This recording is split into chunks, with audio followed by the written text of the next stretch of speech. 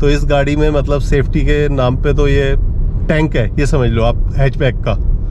लेकिन इतनी आवाज़ भी नहीं है कि टोलरेट ही नहीं हो रही आपसे, ट्रैक्टर की तरह नहीं है। उसके बाद में मेरा मन कई बार बना कि यार इग्निस ले लूँ, एक बार सेंट्रो पे भी मेरा मन गया। So good morning friends, welcome back to new blog. तो आज जो मैं रिव्यू करने जा रहा हूँ वो अपनी ही गाड़ी का रिव्यू करने जा रहा हूँ। तो काफ़ी लोग जो नए व्यूअर हैं वो पूछ रहे थे कि भाई आपके पास कौन सी गाड़ी है। जैसे कि मैंने एक सेफ़ अनसेफ करके एक वीडियो बनाया था, तो काफ़ी अच्छा चला वो वीडियो। तो काफ़ी लोगों ने पूछा भाई आपके पास कौन सी गाड़ी है, तो अपने पास है टाटा टियागो। और आज इसका डिटेल्ड एक रिव्यू मैं आपको बताऊंगा, क्यों यही गाड़ी मैंने चूज़ की, वो सारा कुछ इस वीडियो में आपको देखने को मिलेगा। सारी चीज़ें जो भी हैं, अच्छे पॉइंट नेगेटिव पॉइंट, सारे कुछ आपको इस मैं यहाँ पे खुल के बताऊंगा। तो चलो शुरू करते हैं पहले वीडियो। तो सबसे पहले बात करेंगे गाड़ी चली कितनी है, तो एक बार चेक कर लेते हैं। ये चली है 72,761 किलोमीटर्स। तो जी ये है अपनी BS4 और 2019 मॉडल है। अक्टूबर में मैंने ली थी 2019 की। तो अभी लगभग 3 साल इसको पूरे होने वाले हैं, अक्टूबर तक 3 साल पूरे हो जाएंगे। तो उस टाइम इसमें मिल जाते थे, एक तो प्रोजेक्टर हेडलैम्प मिलते थे। बाद में हालांकि जब BS6 आया तो उसमें ये चीज़ इन्होंने हटा दी थी। ये कुछ टाइम के लिए कुछ ही गाड़ियों में आए थे, तो नसीब में मेरे आ गई थी। बाकी फॉग लैंप वगैरह सारे कुछ मिल जाते हैं। तो ये पेट्रोल वेरिएंट है और पेट्रोल में ये टॉप है, मतलब XZ+। तो एलॉय व्हील इसमें आपको मिल जाते थे। इसमें कुछ चीज़ें मिलती थी, कुछ चीज़ें नहीं मिलती थी उस टाइम पे। जैसे अगर मैं बात करूँ टॉप वेरिएंट में, उस टाइम पे रिवर्स कैमरा नहीं मिलेगा आपको इसमें देखने के लिए, लेकिन इसमें सेंसर मिलेंगे। अभी क्या हुआ, BS6 जो आई थी उसमें उन्होंने कैमरा वगैरह दिया था, और बाकी रियर डिफॉगर वगैरह सारा कुछ आपको मिल जाता है। अंदर भी मैं एक बार दिखा दूंगा क्या क्या चीज़ें थी इसमें। और चलने में कोई ऐसी दिक्कत नहीं है। ये 72,000 किलोमीटर में मैंने टायर इसके चारों चेंज करा चुका हूँ। पिछले टायर ब्रिजस्टोन के हैं दोनों नए, ये मैंने 50,000 पे चेंज कर दिए थे। और ये वाले मैंने डलवाए इसमें सीएट के, ये अभी डलवाए हैं 60,000 किलोमीटर के बाद में। तो ये 60,000 किलोमीटर के बाद में ये वाले चेंज हुए थे।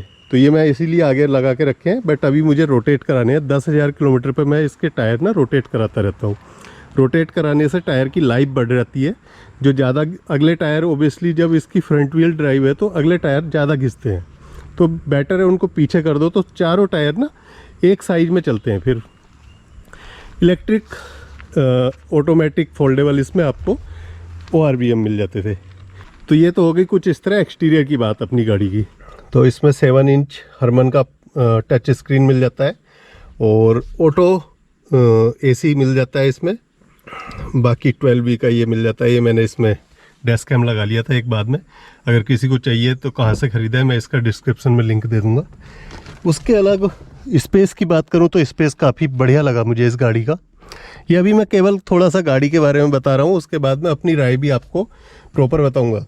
सबसे अच्छी चीज़ मुझे इस गाड़ी की लगती है, इसमें क्या है, आपको टॉप वेरिएंट में मिलता है खाली ये, जो आप अपनी सीट की हाइट है ना एडजस्ट कर सकते हो। तो मुझे वो चीज़ अच्छी लगती है, क्योंकि जब मैं लंबे रन पे चलता हूँ तो मुझे अपना वाला कंफर्टेबल हो चाहिए होता है। जो मेरे पुराने व्यूवर हैं उनको पता है मैं इससे लॉन्ग ड्राइव्स करता हूँ। तो चलो अब बात करते हैं ये गाड़ी मैंने ली क्यों और कैसे ली। तो 2019 में, इससे पहले मेरे पास थी टाटा नैनो, और वो लगभग मैंने 5 साल चलाई थी। टाटा नैनो के बाद में जब मुझे लंबी रनिंग मेरी ज़्यादा रहती थी, तो मुझे वहाँ पे आके लगा के भाई टाटा नैनो को अभी निकालना चाहिए। थोड़ी मोटी उसमें प्रॉब्लम्स आ रही थी, उसका एक एक्सीडेंट हुआ था। उसके बाद वो जब मैं ठीक कराई तो AC वगैरह की थोड़ी सी उसमें प्रॉब्लम हुई थी, एक्सीडेंट के बाद से, पहले नहीं थी। तो मुझे लगा कि नहीं, इसको मैं अब एक्सचेंज कर लेता हूँ। और हाईवे पे मैं चलता था तो टाटा नैनो के कई बार क्या ब्रेक चले जाते थे, तो वो मेरे लिए सबसे ज़्यादा रिस्की था। तो मुझे लगा कि अब गाड़ी चेंज करनी चाहिए। मैंने सर्च स्टार्ट करी अपनी कि कौन सी गाड़ी मैं ले सकता हूँ। मेरा बजट था लगभग 5 लाख के आसपास। बड़ा खींचतान के मैंने 5 लाख का बजट करा था। तो 5 लाख में कई सारी गाड़ियाँ आ रही थी उस टाइम पे। इग्निस भी थी, वैगन आर थी, और 5 लाख के ऊपर फिर जा रही थी तो स्विफ्ट वगैरह जा रही थी, और i10 नियोज उसी टाइम आई थी वो भी, तो वो भी ऊपर जा रही थी। अब मैं उसी टाइम पे कंफ्यूज हो गया कि भाई यार किस पे जाऊँ। मेरा एक बार मन बना कि ट्राइबर भी ले लूँ। ट्राइबर रेनो की उसी टाइम आई थी, लेकिन वो 1 लीटर इंजन के साथ में थी। तो मुझे बस वहीं पे लगता था कि यार इसमें बस पावर का प्रॉब्लम ना हो जाए मुझे। टेस्ट ड्राइव भी मैं उसकी लेकर आया था, लगी सही, पर थोड़ा सा पावर का लग रहा था मुझे उसमें। बाकी स्पेस वाइज अगर बताऊँ तो वो गाड़ी बहुत अच्छी थी। तो मुझे चाहिए थी ऐसी गाड़ी जो हाईवे पे अच्छी चले। तो ज़्यादातर मैं लॉन्ग ट्रिप करता था, तो मुझे उसी पर्पज़ से गाड़ी की डिमांड थी। काफ़ी लोगों से मैंने पूछा, उसके बाद में मेरा मन कई बार बना कि यार इग्निस ले लूँ। एक बार सेंट्रो पे भी मेरा मन गया, बट सेंट्रो पे मैंने नहीं ली, क्योंकि सेंट्रो की मुझे लगी थोड़ी हल्की थी बिल्ड क्वालिटी, और जो लुक नया वाला आया था उसमें वो दम नहीं लग रहा था मुझे। तो मेरे काफ़ी मतलब जानने वाले दोस्तों ने, फ्रेंड्स ने मुझे सजेस्ट की कि भाई टियागो एक बार देखो आप। मैं गया, टियागो की टेस्ट ड्राइव ली मैंने, साथ में ड्राइवर की भी ली। तो टियागो मुझे बढ़िया लगी चलाने में, मतलब स्मूथ लगी बहुत गाड़ी। अब मैं नैनो चलाई है तो नैनो से तो ओबियसली मुझे स्मूथ लगती तो टियागो मुझे बढ़िया लगी। उसके बाद में मैंने फिर स्विफ्ट का सोचा, तो स्विफ्ट का बजट मेरा ऊपर जा रहा था। टियागो का मेरा ये था कि बेस वेरिएंट और सेकंड बेस वेरिएंट के ऊपर वाला वेरिएंट उस टाइम मेरे बजट के अंदर आ रहा था, लगभग 5.5 लाख के आसपास। सेम i10 न्यूज़ का उसका बजट भी मेरा ऊपर जा रहा था, तो मैंने उसको भी कट किया। दूसरा, स्विफ्ट और i10 न्यूज़ ना हल्की थी अकॉर्डिंग टू टियागो, मुझे वो थोड़ी गाड़ियाँ हल्की लगी। तो इस गाड़ी को लेने का एक और रीज़न ये भी था, क्योंकि मैं ऑलरेडी टाटा मोटर्स की गाड़ी चला रहा था, टाटा नैनो। तो एक टाटा मोटर्स के बारे में मुझे ना अच्छी नॉलेज थी कि भाई हाँ कैसी सर्विस है, क्या है, कहाँ पे क्या करना चाहिए। क्योंकि काफ़ी लोग बोलते हैं कि भाई टाटा मोटर्स की सर्विस बहुत ख़राब है, लेकिन जब तक मैं नैनो चलाई मुझे नहीं लगा, और जब से ये लिए तब से भी मुझे कहीं अभी तक ऐसा फील नहीं हुआ। मेट्रो सिटीज़ में अच्छी है, हो सकता है छोटे मोटे जो कोई छोटे सिटीज़ हैं वहाँ पे सर्विस वाले करते होंगे गड़बड़ ज़रूर। देखो मैं गारंटी तो ले नहीं सकता हूँ किसी की, बट मेरा जो एक्सपीरियंस रहा वो मेरा अभी तक टाटा मोटर्स के साथ अच्छा रहा। सर्विस को लेके कहीं पे लगता था मुझे कि हाँ सर्विस में कुछ हो रहा है, तो मैं जो सर्विस कराता था अपनी गाड़ी की ना, हमेशा सामने कराता था, नैनो की भी और इसकी भी सामने खड़ा, मतलब होके मैं सामने खड़ा रहता था। तो ओबियसली देखो जब काम सामने होता है तो आपको पता चलता है क्या काम हो रहा है क्या नहीं हो रहा, और काम अच्छे से भी होता है। कई बार क्या होता है, कुछ लोग छोड़ के जाते हैं कि भाई टाइम नहीं है, तो वहाँ पे देखो हो सकता है भाई गड़बड़ होती हो ज़रूर, मैं नहीं कह सकता उस बात को। तो खैर, तो एक ये भी था मेरा टाटा मोटर्स पे ना, ऑलरेडी मुझे पता था कि भाई हाँ टाटा मोटर्स की गाड़ी ले रहूँगा तो मुझे क्या क्या चीज़ें ध्यान में रखनी पड़ेंगी, क्या क्या प्रॉब्लम्स आ सकती हैं। और मेरी नैनो का भी ठीक ठाक प्राइस उन्होंने दे दिया था 70,000। तो ये फाइनली मैंने टेस्ट ड्राइव लेने के बाद में मन बना लिया कि भाई चलो ठीक है टियागो लेते हैं। अब शोरूम पहुँचे तो शोरूम में जो अवेलेबल थी उस टाइम पे टॉप वेरिएंट था। टॉप वेरिएंट देख के आदमी का दिल मचल जाता है, लेकिन ये पड़ रही थी मुझे 6,58,000, 6.58 लाख की पड़ रही थी ऑन रोड दिल्ली के अंदर। तो फिर मैंने देखा कि यार ये तो काफ़ी ऊपर जा रही है बजट से। फाइनली उस टाइम पे BS4 थोड़े टाइम के बाद बंद होने वाला था, उस टाइम पे तो नहीं हो रहा था, लेकिन हाँ 2020 तक बंद हो जाता। तो 3-4 महीने थे उस टाइम पे। मुझे फिर मैंने डीलर से बात करी कि भाई डिस्काउंट मुझे बताओ कितना मिलेगा, तो मुझे डिस्काउंट मिल गया। ये गाड़ी मुझे ऑन रोड पड़ी 6,03,000 की, 55,000 के आसपास मुझे उन्होंने डिस्काउंट कर दिया था उस टाइम पे। कैश में मैंने ये गाड़ी ली थी, तो कोई और तो लफड़ा था नहीं इसमें। अब फील कैसा करता हूँ मैं ये गाड़ी लेने के बाद में, तो वो एक्सपीरियंस ज़रूर शेयर करना बनता है आपके साथ में। तो देखो इस गाड़ी को लेने के बाद मैंने इसको हर तरीके से, हर जगह, हर कंडीशन में मैंने इसको चलाया है। इवन दो मैंने यहाँ से गोवा से लेह लद्दाख इससे किया है, और लेह लद्दाख 2 बार मैं जा चुका हूँ इसको लेके, कभी कोई दिक्कत नहीं आई। सारी वीडियो मेरे चैनल पे मिल जाएंगी, वैसे मैं आइकन में ये वीडियो के लिंक डाल दूँगा आपको। प्लस नॉन स्टॉप मैंने इससे मनाली से गोवा भी किया है। नॉन स्टॉप मतलब बस खाने के लिए रुकते थे या कहीं पे आधा घंटा का ब्रेक, नाइट स्टे नहीं था। तो लगातार मैंने करीब 600-700 किलोमीटर तक ये गाड़ी चलाई है लगातार, मतलब बिल्कुल लगातार चल रहे हैं। जहाँ पे बस कहीं पे पेट्रोल डलवाने के लिए रुक गए, या फिर कहीं टोल वोल पे रुकना पड़ा। तो वो उस हिसाब से मुझे गाड़ी ये ना हाईवे पे मुझे बेस्ट गाड़ी लगी आज की डेट में, क्योंकि इसका वेट जैसे कि थोड़ा सा हैवी है, तो हाईवे पे ये मतलब बिल्कुल भी हिलती नहीं है, बहुत ही चिपक के चलती है। और जब हाईवे पे चलती है इसका स्टीयरिंग थोड़ा सा हार्ड हो जाएगा, तो वो एक अलग ही कॉन्फिडेंस देता है आपको हाईवे के ऊपर। दूसरा जो सबसे अच्छी चीज़ लगी, जैसे साइड से ट्रक निकलता है ना और गाड़ी क्या होती है ऐसे ऐसे हिलने लगती है जब स्पीड में कोई ट्रक जाता है। ये गाड़ी टस से मस नहीं होती, जहाँ चल रही है ऐसे ही चलती रहेगी, बिल्कुल भी आपको नहीं लगेगा कि फील भी नहीं होगा कि हाँ साइड से कुछ स्पीड में निकला आपके। तो हाईवे के मतलब से मुझे बहुत बढ़िया लगी। सिटी में माइलेज आपको इसका थोड़ा कम मिलेगा। सिटी के मतलब से अगर मैं बोलूँ तो सिटी के मतलब से ये गाड़ी में माइलेज आपको कम मिलेगा। हाईवे पे मुझे ये 19 के आसपास माइलेज देती है।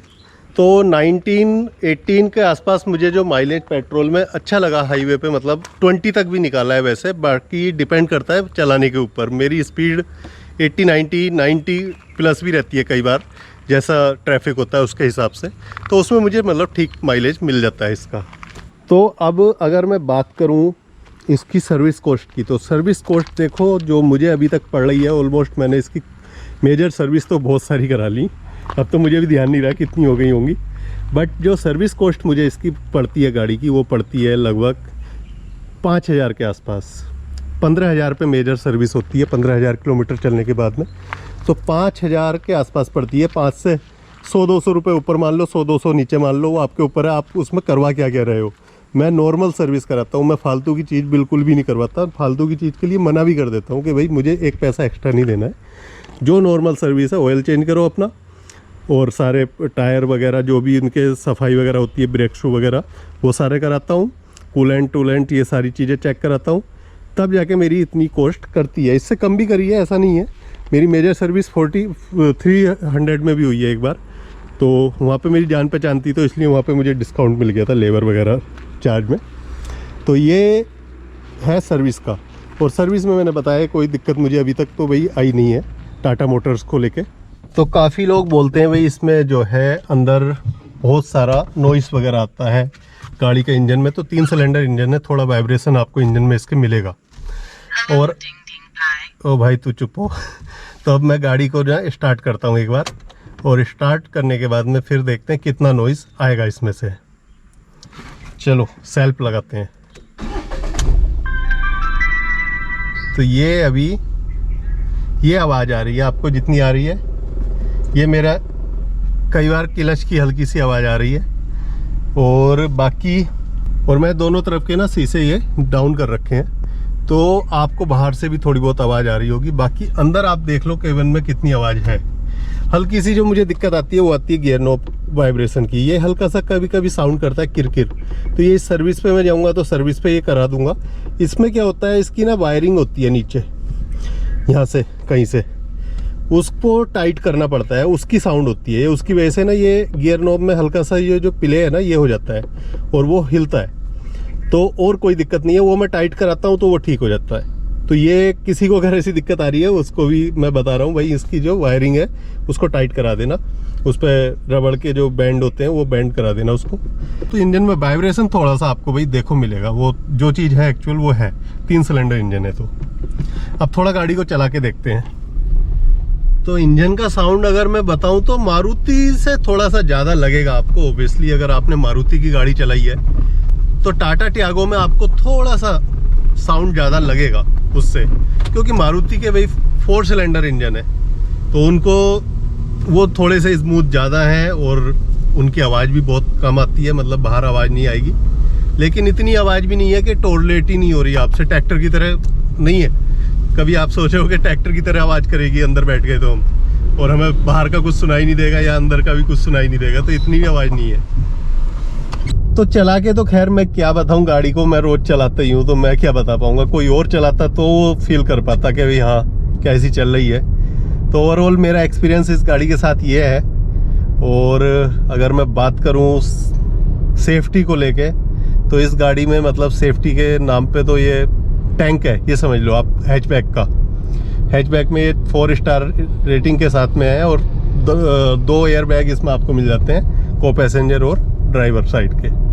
तो उस हिसाब से हैचबैक में सब में 2 ही मिलते हैं, और मुझे ठीक लगती है, पसंद है। दूसरा मेरे बजट में आ गई थी तो और भी बढ़िया रहा।